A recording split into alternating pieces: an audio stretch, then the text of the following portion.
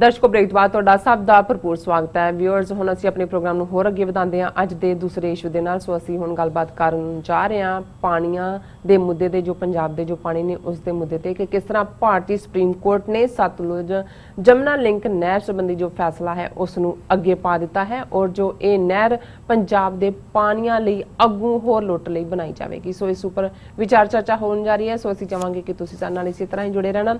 देखण सुणन लई तुहाडा सब दा बहुत बहुत शुक्रिया जी। डॉक्टर साहब की कहना चाहोगे इस फैसले बारे जो सुप्रीम कोर्ट तो आया? देखो ਜਦੋਂ ਅਸੀਂ ਚੀਨ ਦੀ ਤਹਿਜ਼ੀਬ ਦੇ ਹਵਾਲੇ ਨਾਲ ਗੱਲ ਕਰਦੇ ਹਾਂ ਤੇ ਉਹ ਸਭ ਤੋਂ ਜਿਹੜੀਆਂ ਮਾੜੀਆਂ ਚੀਜ਼ਾਂ ਉਹਨਾਂ ਦੀ ਤਹਿਜ਼ੀਬ 'ਚ ਮੰਨੀਆਂ ਜਾਂਦੀਆਂ ਉਹਨਾਂ 'ਚ ਇੱਕ ਹੁੰਦਾ ਹੈ ਕਿ ਟੂ ਬ੍ਰੇਕ ਦਾ ਰਾਈਸ ਬਾਲ ਜੀ ਕਿ ਜਿਹਦੇ 'ਚ ਉਹ ਖਾਂਦੇ ਨੇ ਉਹਨੂੰ ਜੇ ਕੋਈ ਤੋੜਦੇ ਉਹਨੂੰ ਕਦੇ ਮਾਫ ਨਹੀਂ ਕਰਦੇ। ਹੁਣ ਤੁਸੀਂ ਇਹ ਦੇਖੋ ਕਿ ਵੀ ਉਹ ਰਾਈਸ ਬਾਲ ਤੱਕ ਪਹੁੰਚਾਉਣ ਲਈ ਖੇਤਾਂ 'ਚੋਂ ਪਾਣੀ ਇਹ ਪ੍ਰਾਈਮ ਹੈ। बिल्कुल पानी बिना तो ना जिंदगी है ना खेतीबाड़ी है ना फूड है। तो जिस धरती की दौलत ही इको एक पानी होए जिहदा ना भी उस पानी चों निकलिया पंजाब बेशक पर्शियंस ने ना दिता बिल्कुल ठीक ना दिता है। उस तो पहला सप्त सिंधु और इस किस्म के ना सी कि आब पानी नूं कहंदे ने पंज पानियां दी धरती 47 दी वंड ने 2.5 दरिया इधर 2.5 उधर ਉਹਦੇ ਚੋਂ ਇੰਡਸ ਵਾਟਰ ਟ੍ਰੀਟੀ 1960 ਦੀ ਨਿਕਲੀ ਔਰ ਸਤਲੁਜ ਬਿਆਸ ਰਾਵੀ ਤਿੰਨ ਦਰਿਆ ਜਿਹੜੇ ਨੇ ਉਹ ਪੰਜਾਬ ਦੇ ਭਾਰਤੀ ਕਬਜ਼ੇ ਵਾਲੇ ਪੰਜਾਬ ਦੇ ਹਿੱਸੇ ਆਏ ਔਰ ਉਸ ਦਾ ਅਪਰ ਔਰ ਲੋਅਰ ਰਾਈਪੇਰੀਅਨ ਕੰਪਲੀਟ ਕੰਟਰੋਲ ਔਰ ਇਸੇ ਤਰ੍ਹਾਂ ਚਨਾ ਤੇ ਜੇਲਮ ਤੇ ਇੰਡਸ ਇਹ ਪਾਕਿਸਤਾਨ ਨੂੰ ਮਿਲੇ। ਸੋ ਇਹ ਇੱਕ 1960 ਦੀ ਟ੍ਰੀਟੀ ਜਿਹਨੂੰ ਇਨ ਸਪਾਈਟ ਆਫ ਜਿਹਨੂੰ ਕਹਿੰਦੇ ਨੇ ਹਿਕਅਪਸ ਇਹਨਾਂ ਸਾਰੇ ਸਾਲਾਂ ਦੇ ਵਿੱਚ 60 साल लगभग हो गए ने इस ये वर्कआउट हुई है। हालांकि इंडिया की बददियानती बदनीयती आने वाले पीरीयड च नज़र आएगी। अजे तो फसे हुए ने हुण चीन के फैक्टर ने तो बिल्कुल ही इन्हों जड़ा मुद्दे कर दिता है। अदरवाइज ये कहना शुरू हो गए सी कि जी असीं चना और जेलम का कोर्स जड़ा पानी का बदल देंगे और पंजाब के किसानों नूं ਇਹ ਲਾਰਾ ਲਾ ਰਹੇ ਸੀ ਜੀ ਪਾਣੀ ਉੱਥੋਂ ਦਾ ਤੁਹਾਨੂੰ ਆਏਗਾ ਨਾ ਕੋਈ ਸਿਰ ਹੈ ਨਾ ਮੂੰਹ ਹੈ। ਲੇਕਿਨ ਗੱਲ ਜਿਹੜੀ ਅਸੀਂ ਅੱਜ ਕਰ ਰਹੇ ਹਾਂ ਕਿ ਪੰਜਾਬ ਦੇ ਵਿੱਚ ਜਿੱਥੇ ਉਹਨਾਂ ਨੇ ਸਿੱਖ ਕੌਮ ਨੂੰ ਜ਼ਰਾਇਮ ਪੇਸ਼ਾ ਕਬੀਲਾ 10 ਅਕਤੂਬਰ 1947 ਨੂੰ ਐਲਾਨ ਕੇ ਜਿਹੜੀ ਹੈ ਸਿੱਖ ਨਸਲਕੁਸ਼ੀ ਦਾ ਇੱਕ ਤੋਂ ਬਾਅਦ ਇੱਕ ਦੌਰ ਪਿਛਲੇ 72 ਸਾਲ 'ਚ ਜੋ ਹੋਇਆ ਉਸ ਦਾ ਅਸੀਂ ਜ਼ਿਕਰ ਕਰਦੇ ਪਰ ਇਹਦੇ ਨਾਲ ਸਭ ਤੋਂ ਵੱਡਾ ਜੇ ਤੁਸੀਂ किसी मुल्क की जे कोई असली दौलत है तो वो उस धरती के उत्ते जो कुछ भी पैदा होंदा है अल्टीमेटली सैल्फ सर्वाइविंग जड़ियाँ थावां ने हुण पंजाब दे विच कोई सोना नहीं है कोई चांदी नहीं है कोई कोले दियां खाना नहीं ने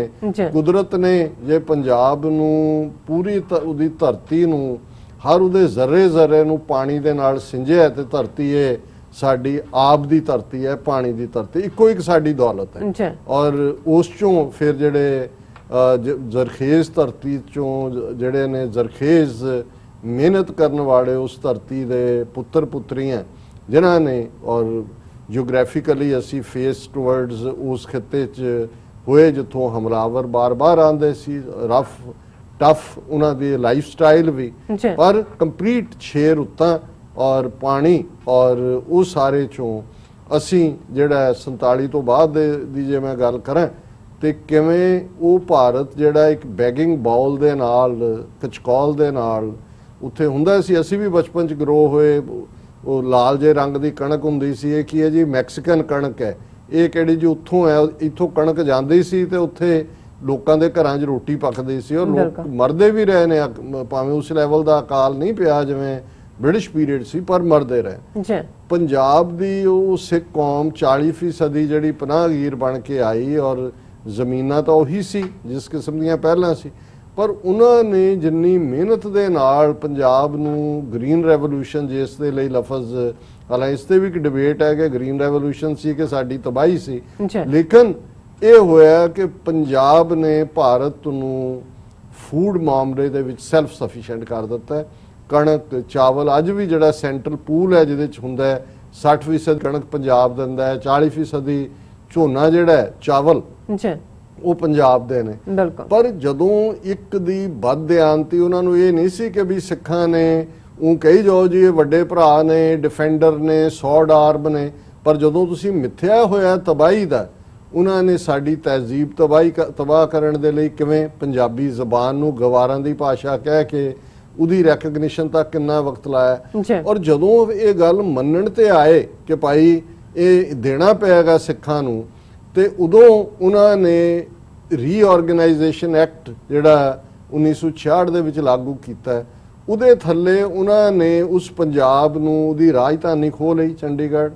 Punjabi speaking areas Haryana Himachal create ਹੀ ਪੰਜਾਬ ਚੋਂ ਕਰ ਦਿੱਤੇ। ਮੰਗਿਆ ਤਾਂ ਪੰਜਾਬੀ ਸੂਬਾ ਸੀ, ਪਰ ਜਿਹੜੀ ਸਭ ਤੋਂ ਵੱਧਤਰ ਸਾਨੂੰ ਇਕਨੋਮਿਕਲੀ ਇਕੱਲਾ ਰਾਈਸ ਬਾਲ ਹੀ ਨਹੀਂ, ਸਾਨੂੰ ਬਿਲਕੁਲ ਹੀ ਡਿਪਰਾਈਵ ਕਰ ਦਿੱਤਾ, ਉਹ ਸੀ ਸਾਡੀ ਕੁਦਰਤੀ ਦੌਲਤ ਪਾਣੀ, ਜਿਹੜਾ ਕਿ ਇੰਟਰਨੈਸ਼ਨਲੀ ਰਾਈਪੇਰੀਅਨ ਲਾਅ, ਜਿਵੇਂ ਅਸੀਂ ਅੱਗੇ ਵੀ ਜ਼ਿਕਰ ਕਰਦੇ ਹਾਂ ਕਿ ਰਾਈਪੇਰੀਅਨ ਲਾਅ ਜਿਹੜਾ ਇੰਟਰਨੈਸ਼ਨਲ ਹੈ, ਉਹਦੀ ਸਪਿਰਿਟ ਇਹ ਹੈ ਕਿ ਜਿਹੜੇ ਲੋਕ ਦਰਿਆਵਾਂ ਦੇ ਕੰਢੇ ਤੇ ਰਹਿੰਦੇ ਨੇ, ਜਦੋਂ ਫਲੱਡ ਆਉਂਦੇ ਨੇ, ਕੁਝ ਹੋਰ ਹੁੰਦਾ, ਉਹਨਾਂ ਦੀ ਤਬਾਹੀ ਹੁੰਦੀ ਹੈ, ਇਸ ਲਈ ਉਹਨਾਂ ਪਾਣੀਆਂ ਤੇ ਉਹਨਾਂ ਦਾ ਹੱਕ ਹੈ। ਇਹ ਸਿੰਪਲ ਉਹਦੀ ਡੈਫੀਨੇਸ਼ਨ ਹੈ।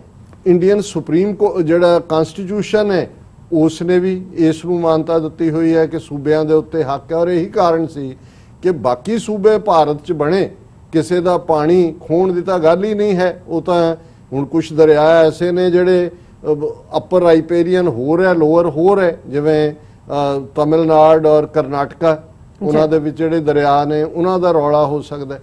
ਪੰਜਾਬ ਦੇ ਦਰਿਆਵਾਂ ਦਾ ਤਾਂ ਕੇਸ ਹੀ ਨਹੀਂ ਬਣਦਾ ਕੋਈ ਕਿ ਹਰਿਆਣਾ ਜਾਂ ਹਿਮਾਚਲ ਵਿੱਚ ਕਿੱਥੋਂ ਆ ਗਏ, ਕਿਉਂਕਿ ਪੰਜਾਬ ਦਾ ਨਾਲ ਕੋਈ ਨਾ ਹਰਿਆਣੇ ਸਤਲੁਜ ਬਿਆਸ ਰਾਵੀ ਹਰਿਆਣੇ ਦੇ ਕਿਸੇ ਥਾਂ ਨੂੰ ਟੱਚ ਕਰਦਾ, ਨਾ ਰਾਜਸਥਾਨ ਚੋਂ ਨਿਕਲਦਾ।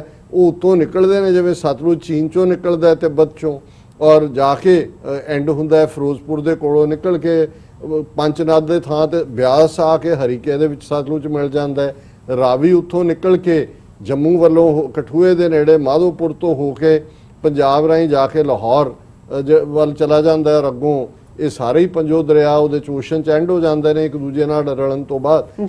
ਲੇਕਿਨ ਸਭ ਤੋਂ ਵੱਧ ਦਿਆਨਤੀ ਦੁਨੀਆ ਦੇ ਵਿੱਚ ਜੇ ਕਿਸੇ ਨੇ ਕੀਤੀ ਹੋਏਗੀ ਇਕਨੋਮਿਕਲ ਮਾਰ ਮਾਰਨ ਲਈ, ਕਿ 1966 ਦੇ ਪੰਜਾਬ ਰੀਆਰਗੇਨਾਈਜੇਸ਼ਨ ਐਕਟ ਦੇ ਥੱਲੇ ਪੰਜਾਬ ਦੇ ਤਿੰਨੋਂ ਦਰਿਆਵਾਂ ਦਾ ਜਿਹੜਾ ਕੰਟਰੋਲ ਹੈ ਸਤਲੁਜ ਬਿਆਸ ਰਾਵੀ ਦਾ, ਉਹ ਭਾਖੜਾ ਬਿਆਸ ਮੈਨੇਜਮੈਂਟ ਬੋਰਡ, ਉਹ ਸੈਂਟਰ ਨੇ ਆਪਣੇ ਕੋਲ ਰੱਖ ਲਿਆ। ਔਰ ਇੱਥੋਂ ਲੁੱਟ ਦਾ ਫਰਦਰ ਸਿਲਸਿਲਾ ਸ਼ੁਰੂ ਹੁੰਦਾ ਹੈ।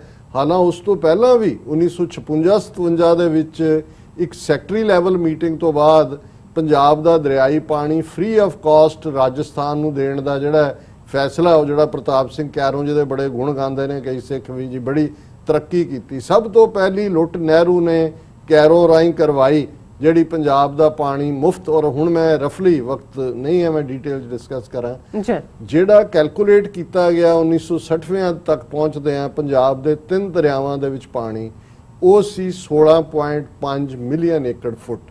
ਇਹ ਉਹਨੂੰ ਮਿਲੀਅਨ ਏਕੜ ਫੀਟ ਕਿਹਾ ਜਾਂਦਾ ਜਿਹੜੀ ਉਹਦੀ ਮੇਜਰਮੈਂਟ ਹੈ।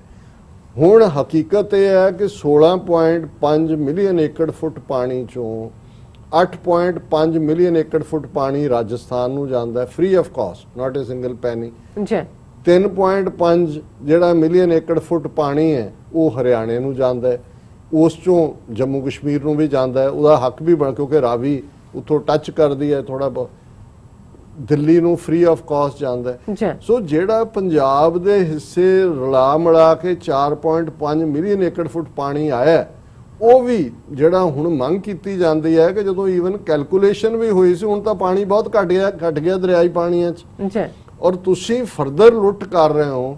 ਇੰਦਰਾ ਗਾਂਧੀ ਜਿਹੜੀ ਇਸ ਗੱਲ ਦੇ ਉੱਤੇ ਉਹਨੇ ਤਈਆ ਕੀਤਾ ਹੋਇਆ ਸੀ, ਇੰਡੀਅਨ ਏਜੰਸੀਆਂ ਰਾਅ ਔਰ KGB ਦੇ ਕਹਿਣ ਤੇ ਕਿ ਸਿੱਖਾਂ ਨੂੰ ਸਬਕ ਸਿਖਾਣਾ ਹੈ, ਉਹਨੇ ਜਿਹੜੀ ਲੁੱਟ 3.5 ਮਿਲੀਅਨ ਏਕੜ ਫੁੱਟ ਤਾਂ ਹਰਿਆਣੇ ਨੂੰ, ਔਰ ਨਾ ਹਰਿਆਣਾ ਨਾ ਰਾਜਸਥਾਨ ਰਾਈਪੇਰੀਅਨ ਨਹੀਂ ਹੈ, ਤਿੰਨੋਂ ਦਰਿਆ ਟੱਚ ਵੀ ਨਹੀਂ ਕਰਦੇ ਉਹਨਾਂ ਨੂੰ। ਲੇਕਿਨ ਉਹਨੇ ਫਰਦਰ ਫੈਸਲਾ ਕੀਤਾ 1981 ਦੇ ਵਿੱਚ, ਜਿਹੜਾ ਉਹਨੇ ਅਵਾਰਡ ਦਿੱਤਾ ਸਤਲੁਜ ਬਿਆਸ ਪਾਣੀਆਂ ਦੇ ਨਾਂ ਥੱਲੇ, ਔਰ ਜਿਹਦੇ 'ਚ ਅੱਜ ਜਿਹੜਾ ਚੀਫ ਮਿਨਿਸਟਰ ਅਮਰਿੰਦਰ ਸਿੰਘ ਖਾਲਿਸਤਾਨ ਨੂੰ ਗਾਲਾਂ ਕੱਢਦਾ ਹੈ ਔਰ ਦਿਨ ਰਾਤ ਹਿੰਦੂ ਤਵੀਆਂ ਦਾ ਜਿਹੜਾ ਉਹ ਭੌਂਕਾ ਬਣਿਆ ਹੋਇਆ ਹੈ। ਇਹ ਉਸ ਵੇਲੇ ਪੰਜਾਬ ਕਾਂਗਰਸ ਦਾ ਪ੍ਰਧਾਨ ਸੀ, ਜਦੋਂ ਕਿ ਕਪੂਰੀ ਨਾਂ ਦੇ ਇੱਕ ਪਿੰਡ ਦੇ ਵਿੱਚ ਪਟਿਆਲਾ ਜ਼ਿਲ੍ਹੇ ਦੇ इंदिरा गांधी ने आके सतलुज यमुना लिंक नहर का टक लाया। मकसद ये सी कि सतलुज का पानी जिहड़ा है इत्थों लिजाया जाएगा और इनू जमुना दरिया जिहड़ा हरियाणे चों गुजरदा है उहदे च मिलाया जाएगा। ਹੁਣ ਇਹ ਇੱਕ ਵੱਡਾ ਸਿੱਖਾਂ ਦੇ ਨਾਲ ਫਾਈਨਲ ਸੀ ਕਿ ਵੀ ਤੁਸੀਂ ਪੰਜਾਬ ਨੂੰ ਡੈਜ਼ਰਟ ਬਣਾਉਣ ਤੇ ਆ ਗਏ ਹੋ। ਉਹਦੇ ਤੇ ਮੋਰਚਾ ਲੱਗਾ, ਉਹੀ ਧਰਮ ਯੁੱਧ ਮੋਰਚਾ ਬਣਿਆ ਔਰ ਜਿਹੜੀ ਜੂਨ 84 ਦਾ ਹਮਲਾ ਹੁੰਦਾ ਉਹਦੀਆਂ ਮੁੱਖ ਮੰਗਾਂ 'ਚ ਪੰਜਾਬ ਦੇ ਦਰਿਆਈ ਪਾਣੀਆਂ ਦੇ ਉੱਤੇ ਸਾਡੇ ਹੱਕ ਦੀ ਗੱਲ ਸੀ। ਔਰ ਉਸ ਤੋਂ ਬਾਅਦ ਕੀ ਹੋਇਆ, ਇਹਨਾਂ ਨੇ ਜਦੋਂ ਲੌਂਗੋਵਾਲ ਅਕੋਰਡ ਕੀਤਾ ਰਾਜੀਵ ਗਾਂਧੀ ਨੇ, ਉਹਦਾ ਇੱਕ ਸੀ ਜੀ ਸਤਲੁਜ ਯਮੁਨਾ ਲਿੰਕ ਨਹਿਰ ਬਣਾਈ ਜਾਏਗੀ। ਇਹ ਤਾਂ ਭਲਾ ਹੋਏ ਸਿੱਖ ਜੁਝਾਰੂਆਂ ਦਾ ਕਿ ਉਹਨਾਂ ਨੇ ਜਿਹੜਾ ਭਾਖੜਾ ਬਿਆਸ ਮੈਨੇਜਮੈਂਟ ਬੋਰਡ ਦਾ ਚੇਅਰਮੈਨ ਸੀ, ਉਹ ਵੀ ਜਿਹੜੇ ਦੋ ਵੱਡੇ ਇੰਜੀਨੀਅਰ ਸੀ ਜਿਨ੍ਹਾਂ ਨੇ ਉਹ ਨਹਿਰ ਬਣਾਣੀ ਸੀ, ਉਹਨਾਂ ਦਾ ਉਹਨਾਂ ਨੇ ਕੰਮ ਕਰ ਦਿੱਤਾ। ਨਤੀਜੇ ਦੇ ਤੌਰ ਤੇ ਸਾਡੀ ਉਸ ਖਾੜਕੂ ਲਹਿਰ ਦੇ ਵੇਲੇ ਜੇ ਉਹਦੀਆਂ ਪ੍ਰਾਪਤੀਆਂ ਗਿਣਨੀਆਂ ਹੋਣ ਤੇ ਇੱਕ ਵੱਡੀ ਪ੍ਰਾਪਤੀ ਸੀ ਕਿ ਜਿਹੜੀ ਫਾਈਨਲ ਲੁੱਟ ਪੰਜਾਬ ਦੇ ਪਾਣੀ ਦੀ ਹਰਿਆਣੇ ਨੂੰ ਪਾਣੀ ਦੇਣ ਦੀ ਸੀ, ਉਹ ਉਹਨਾਂ ਨੇ ਜਿਹੜੀ ਈਵਲ ਬੱਡ ਦੇ ਵਿੱਚ ਹੀ ਜਿਹੜੀ ਆ ਉਹਨੂੰ ਦੱਬ ਦਿੱਤਾ। ਇਹ ਕਹਾਣੀ 1986 ਦੇ ਪੀਰੀਅਡ ਦੀ ਮੈਂ ਕਰ ਰਿਹਾ। ਹੁਣ ਇਹਨਾਂ 34-35 ਸਾਲਾਂ 'ਚ ਇਹਨਾਂ ਨੇ ਦੇਖਿਆ ਵੀ ਇਹ ਵਾਰ ਤਾਂ ਖਾਲੀ ਗਿਆ। ਉਹਨਾਂ ਨੇ ਅੱਗੋਂ ਕਰਕੇ ਕੋਰਟ, ਸੁਪਰੀਮ ਕੋਰਟ, ਇੱਧਰ ਉੱਧਰ। ਸੁਪਰੀਮ ਕੋਰਟ ਨੇ 2002 ਦੇ ਵਿੱਚ ਇਹ ਫੈਸਲਾ ਸੁਣਾਇਆ ਕਿ ਜੀ ਇਹ ਪਾਣੀ ਜਿਹੜਾ ਇਹ ਹਰਿਆਣੇ ਨੂੰ ਜਿਹੜਾ ਜਾਣਾ ਹੈ ਉਹ ਨਹਿਰ ਬਣਾਈ ਜਾਏ ਔਰ ਜੇ ਉਹਦੇ ਲਈ ਫੌਜ ਲਾਣੀ ਪੈਂਦੀ ਹੈ, ਕੁਝ ਵੀ ਕਰਨਾ ਪੈਂਦਾ ਕੀਤਾ ਜਾਏ। ਅਮਰਿੰਦਰ ਦੀ ਜਿਹੜੀ ਪਹਿਲੀ ਸਰਕਾਰ 2004 'ਚ ਬਣਦੀ ਹੈ ਉਹਦੇ 'ਚ termination of water agreements act pass ਕੀਤਾ ਗਿਆ ਪੰਜਾਬ ਅਸੈਂਬਲੀ ਵੱਲੋਂ ਯੂਨੈਨਿਮਸ, ਜਿਹਦੇ 'ਚ ਕਿਹਾ ਗਿਆ ਕਿ ਪੰਜਾਬ ਦੇ ਕੋਲ ਕੋਈ ਪਾਣੀ ਨਹੀਂ ਹੈ, ਜਿੰਨਾ ਜਾ ਰਿਹਾ ਉਹਨੂੰ ਜਾਣ ਦਿਓ। ਇਹ ਸਭ ਤੋਂ ਵੱਡਾ ਗੁਨਾਹ ਸੀ। ਸੈਕਸ਼ਨ 5 ਉਹ ਜਿਹੜਾ ਐਕਟ ਦੇ ਵਿੱਚ ਲਿਆਂਦਾ ਅੱਗੋਂ ਲਈ। ਹੁਣ ਇਸ ਐਕਟ ਨੂੰ ਲੈ ਕੇ ਸੈਂਟਰ ਗਵਰਨਮੈਂਟ ਮਨਮੋਹਨ ਸਿੰਘ ਦੀ ਸਰਕਾਰ ਸੀ, ਉਹ ਸੁਪਰੀਮ ਕੋਰਟ 'ਚ ਗਈ, ਹਰਿਆਣਾ ਸਰਕਾਰ ਗਈ, ਰਾਜਸਥਾਨ ਸਰਕਾਰ ਗਈ ਔਰ ਇਸ ਸਾਰੇ ਤੋਂ ਬਾਅਦ ਅਸੀਂ ਦੇਖਦੇ ਹਾਂ ਕਿ 2002 ਦੇ ਵਿੱਚ ਸੁਪਰੀਮ ਕੋਰਟ ਨੇ ਤਾਂ ਇਹ ਫੈਸਲਾ ਦੇ ਦਿੱਤਾ ਸੀ ਕਿ ਬਣਾਓ। 2004 ਦੇ ਐਕਟ ਤੋਂ ਬਾਅਦ 2017 'ਚ ਸੁਪਰੀਮ ਕੋਰਟ ਨੇ ਆਰਡਰ ਕੀਤਾ ਕਿ ਜੀ ਇਹ ਹਰਿਆਣੇ ਦਾ ਜਿਹੜਾ ਹੱਕ ਬਣਦਾ ਹੈ ਉਹਨੂੰ ਇਹਦਾ ਪਾਣੀ ਦਿੱਤਾ ਜਾਏ। ਫਿਰ ਸ਼ੁਰੂ ਹੋ ਗਈ ਗੱਲ। ਹੁਣ ਮੈਂ ਇਸ ਲਈ ਕੀਤਾ ਕਿ ਸੁਪਰੀਮ ਕੋਰਟ 'ਚ ਅਸੀਂ ਪਿਛਲੇ ਦਿਨਾਂ 'ਚ ਪੁਆਇੰਟਡ ਰੈਫਰੈਂਸ ਗੱਲ ਕੀਤੀ ਸੀ ਕਿ ਆਉਣ ਵਾਲੇ ਦਿਨਾਂ 'ਚ ਕੋਈ ਫੈਸਲਾ ਆ ਸਕਦਾ ਹੈ, ਪਰ ਮੈਨੂੰ ਲੱਗਦਾ ਹੈ ਵੀ ਉਹਨਾਂ ਦੀ ਇੰਟੈਲੀਜੈਂਸ ਏਜੰਸੀਆਂ ਨੇ ਬੈਠ ਕੇ ਇਹ ਹਿਸਾਬ ਕਿਤਾਬ ਜਿਹਾ ਲਾਇਆ ਕਿ ਇੱਧਰ ਰੈਫਰੈਂਡਮ 2020 ਦੀ ਗੱਲ ਵੀ ਹੈ। ਅਸੀਂ ਜਿਹੜਾ ਉਹ ਅਨਲਾਫੁਲ ਐਕਟੀਵਿਟੀ ਐਕਟਸ ਦੇ ਥੱਲੇ ਪੰਜਾਬ ਦੇ ਵਿੱਚ ਵੀ ਨੌਜਵਾਨ ਚੁੱਕੇ ਹੋਏ ਨੇ। ਹੁਣ ਫੜੋਫੜੀ ਜੰਮੂ ਕਸ਼ਮੀਰ 'ਚ ਵੀ ਸ਼ੁਰੂ ਹੈ ਔਰ ਉਹਨਾਂ ਨੇ ਕਿਹਾ ਵੀ ਇਹਨੂੰ ਥੋੜੀ ਦੇਰ ਲਈ ਜਿਹੜਾ ਉਹ ਅੱਗੇ ਪਾ ਦਿਓ। ਸੋ ਸੁਪਰੀਮ ਕੋਰਟ ਨੇ ਅੱਜ ਜਿਹੜਾ ਉਸ ਕੇਸ ਦੀ ਸੁਣਵਾਈ ਕਰਦੇ ਦੋਨਾਂ ਸਰਕਾਰਾਂ ਨੂੰ ਕਿਹਾ, ਪੰਜਾਬ ਤੇ ਹਰਿਆਣੇ ਦੇ ਨੂੰ, ਕਿ ਜੀ ਤੁਸੀਂ ਅੱਪਰ ਲੈਵਲ ਤੇ ਗੱਲਬਾਤ ਕਰਕੇ ਇਹਨੂੰ ਨਿਬੇੜ ਦਿਓ, ਸਾਨੂੰ ਫੈਸਲਾ ਨਾ ਸੁਣਾਉਣਾ ਪਏ। ਔਰ ਉਹਨਾਂ ਨੇ 3rd ਵੀਕ ਆਫ ਅਗਸਟ, ਅਸੀਂ ਜੁਲਾਈ ਦੀ ਐਂਡ ਕਰ ਰਹੇ, 3 ਵੀਕ ਦਾ ਟਾਈਮ, ਇਹਦੇ 'ਚ ਕੋਈ ਕੱਛਾ ਵਜਾਉਣ ਵਾਲੀ ਗੱਲ ਨਹੀਂ ਜੀ। ਸੁਪਰੀਮ ਕੋਰਟ ਫੈਸਲਾ ਲਿਖਿਆ ਹੋਇਆ ਸੁਪਰੀਮ ਕੋਰਟ ਨੇ, ਉਹਨਾਂ ਨੇ ਪੰਜਾਬ ਨੂੰ ਡੈਜ਼ਰਟ ਬਣਾਉਣਾ। ਉਹਨਾਂ ਨੂੰ ਪਤਾ ਹੈ ਵੀ ਸਿੱਖਾਂ ਨੇ ਹਟਣਾ ਨਹੀਂ ਹੈ, ਅਲਟੀਮੇਟਲੀ ਉਹਨਾਂ ਨੇ ਖਾਲਿਸਤਾਨ ਲੈਣਾ ਹੀ ਲੈਣਾ, ਲਿਬਰੇਟ ਕਰਾਉਣਾ, ਪਰ ਉਸ ਤੋਂ ਪਹਿਲਾਂ ਉਹਨੂੰ ਉਹ ਡੈਜ਼ਰਟ ਬਣਾ ਕੇ ਸਾਨੂੰ ਦੇਣਾ ਚਾਹੁੰਦੇ ਨੇ।